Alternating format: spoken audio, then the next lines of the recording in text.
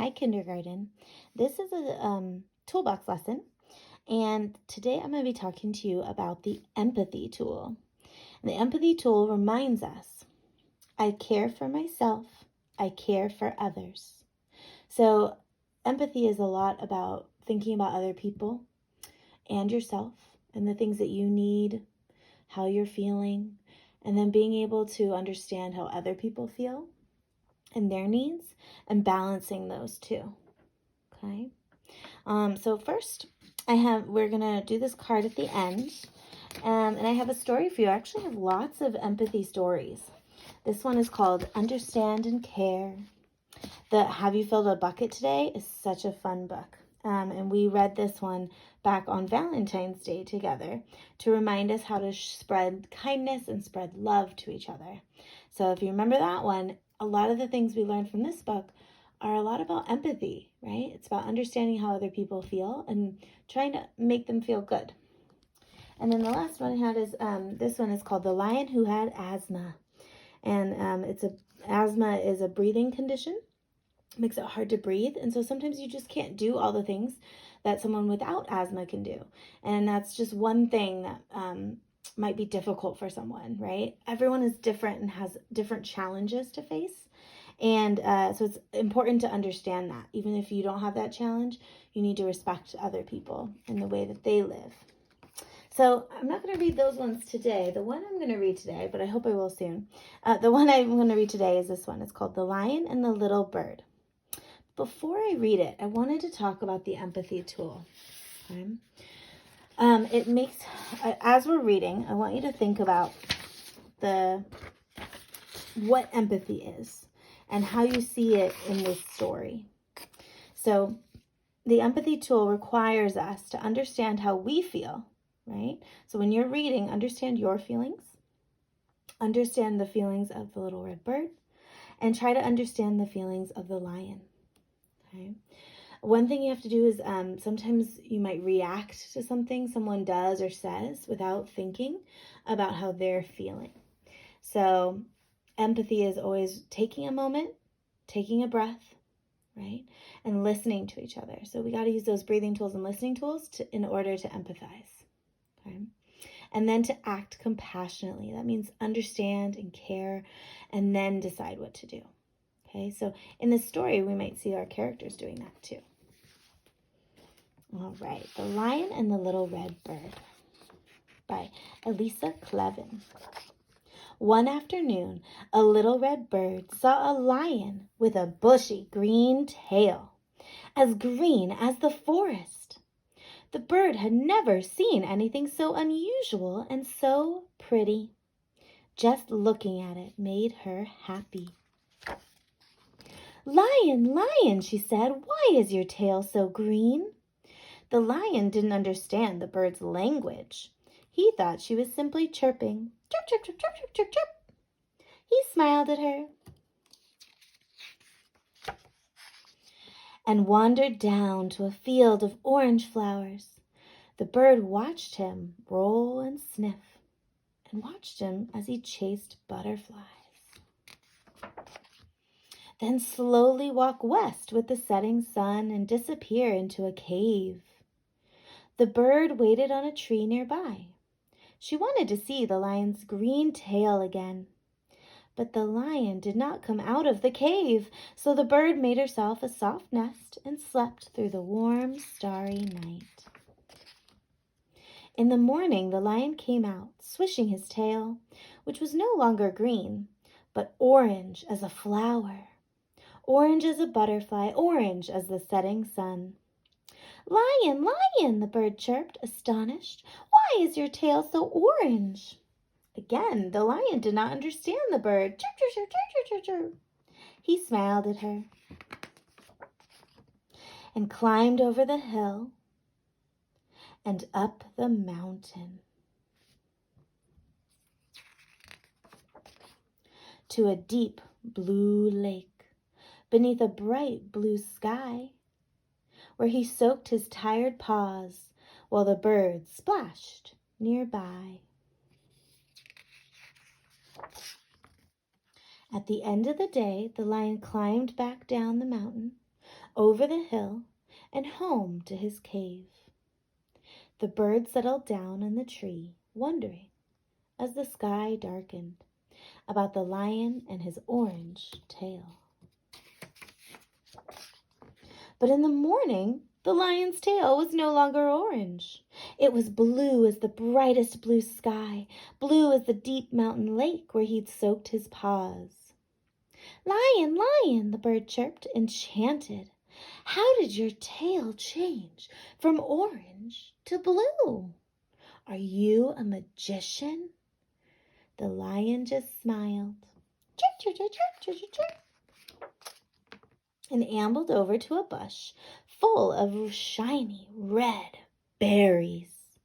They were beautiful berries, but very sour. "Lion," the bird chirped, making a face, "these berries are still too sour to eat. Why don't you pick them when they are ripe?" The lion just smiled, thinking how much he liked the bird's chirping company. Chirp, chirp, chirp, chirp, chirp, chirp. All afternoon, the lion picked berries while the bird nibbled sunflower seeds nearby. Once, when the lion stepped on a thorn, the bird pulled it out for him. At sundown, the lion swished his tail goodbye and returned to his cave. The bird settled down in her nest, and she wondered what color the lion's tail would be in the morning. She wished he would answer her questions. Think about what you think. What do you think his tail is going to be tomorrow? What color is the lion's tail going to be? And think about how they're interacting with each other and how you might see empathy in their actions. During the night, a storm came. Thunder crashed and lightning flashed. Rain swept away the bird's nest.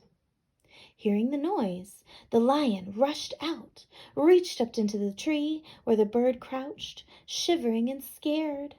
He lifted her down and carried her into his cave. The cave was warm and colorful.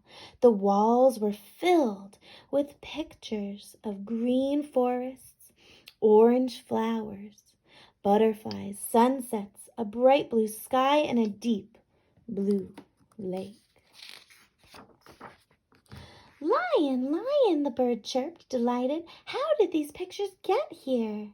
The lion smiled, dipped his tail into a bowl of shiny red berry juice, and painted a picture of the bird chirping on a berry bush. The bird sang while the lion painted. She sang a song without any questions, full of color and joy.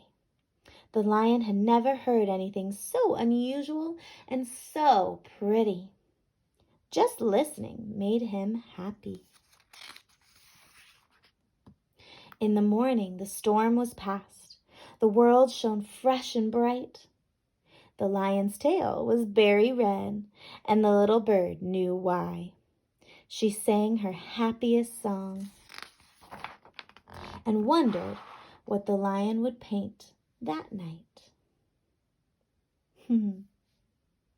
So we all know how his tail kept changing colors. But the part that's about empathy is more about their relationship during the story. It's about the fact that they didn't understand each other, right? The bird and the lion, they spoke different languages. And the bird chirp, chirp, chirp, and the lion was like, I don't know what you're saying. But that didn't stop them from becoming friends. And when the bird was in trouble, the lion came to help. And when the lion was in trouble, do you remember that? How did he help? Or how did the bird help? So see, he came and got her, right? He showed that he cared and understood that she was in trouble. And here, the bird helped the lion, right? The lion stepped on a thorn, and the bird pulled it right out for him. And they kept each other company during these days, still talking, even if they can't understand each other. Sometimes just being with people makes us feel good, makes us feel loved. So I love this story because even though they can't speak to each other, they still become great friends and they care for each other. And they seek to understand what each other are doing and what brings each other joy. I think that's important for all of us to do. So let's use what we learned from this story to think more about empathy. Okay. Now, I made this available to you so you can color your card and cut it out, and I'll add that on Google Classroom for you all. I wanted to explain the icon. So this is it's called a level.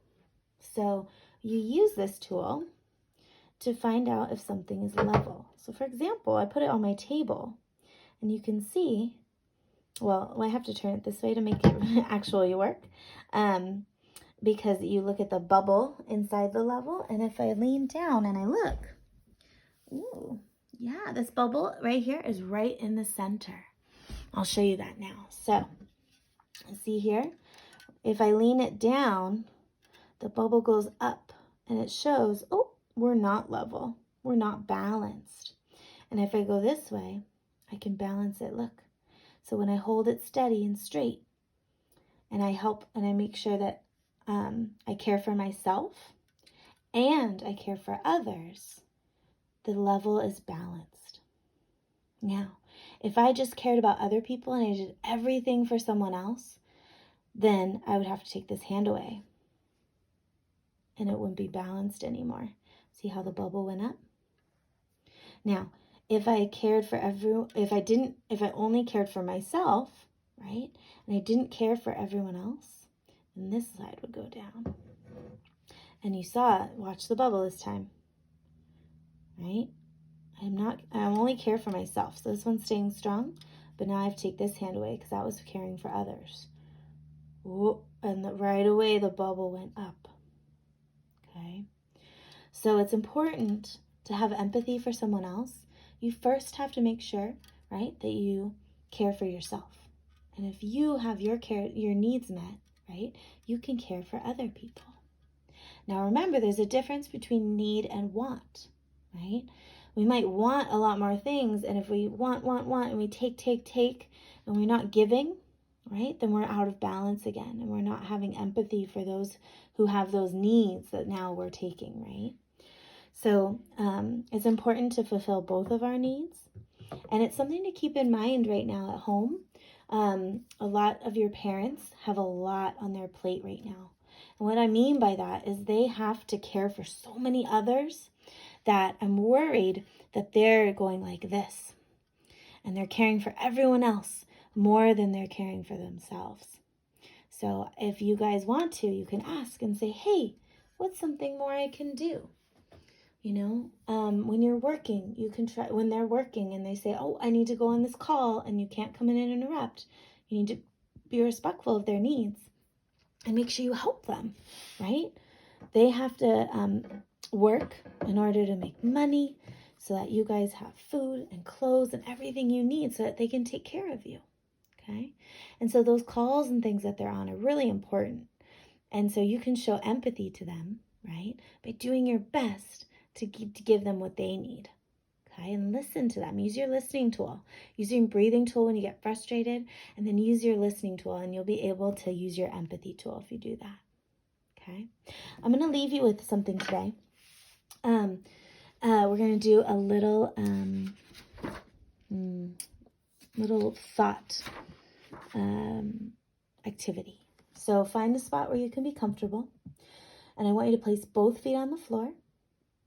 Put your hands on your knees. Sit upright with your head balanced easily, and let your eyes glaze on one spot or close them. Take 3 slow belly breaths with one hand on your belly and one hand on your heart. And remember that your heart, let's do those belly breaths. I'm sorry. In, out. In again, and out. Let your chest and your belly fill up all the way and out. Remember that your heart is your most important empathy connection, to yourself and others. Your heart can tell you a lot about what you're feeling. It can help you imagine what someone else might be feeling. Notice how your own heart can shine a light of empathy on you. Then notice how your heart helps you notice what a friend might be feeling when they're having a bad day. Remember that you can always ask yourself, I wonder what happened that made my friend feel that way? Now remember that empathy is a part of who you are. And when you're ready, wiggle your fingers and toes and bring yourself back into the room, fully awake and ready for what's next. So I hope during that time you maybe thought of a friend or some time that you've seen someone that looked upset and you reached out and you cared for them. That's showing empathy. And you guys do that a lot. But it's always good to work on these things and to think about them. And then you can, next time it happens, you can say, oh, that was my empathy tool. I did a really good job using that. Okay. The other thing you can do at home, a really fun activity, is talking to your family about this. And everyone brings a pair of shoes to a circle. And then you guys get to try on each other's shoes. And I want you to think about the person that wears those shoes when you're wearing them. Think about all the things they do in their day. What do they wake up and then what do they do? And then where do those shoes take them? What do they use those shoes for? What feelings might they have? What makes that person happy, sad? What are they responsible for? What problems might they have? Okay, and keep those in mind when then later you're talking to that person and hanging out with them. Okay. And you can switch shoes a few times, then talk about what you were thinking and see if it matches what that person thinks too. All right. Thanks for reading the story with me. And you guys can write about your empathy tool. I have a little home connection activity you can do with your family in addition to that shoe activity. And then you guys can also fill out your card and you can even add it to a toolbox if you want to make your own at home. All right. Bye, friends.